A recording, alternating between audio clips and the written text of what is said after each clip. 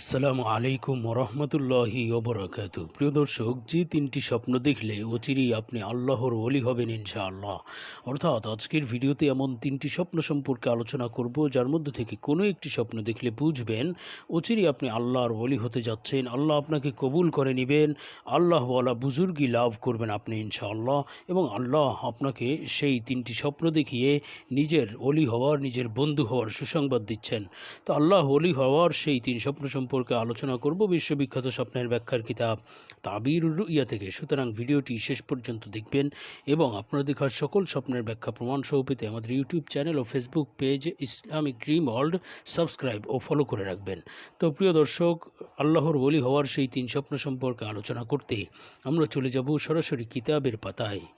দর্শক, এখানে দেখতে পাচ্ছেন স্বপ্নের ব্যাখ্যাগুলো আরবি ভাষায় দেওয়া রয়েছে, কিন্তু আমরা আপনাদের সুবিধার্থে এই কিতাবের বাংলা তর্জমা থেকে আলোচনা করব। এখানে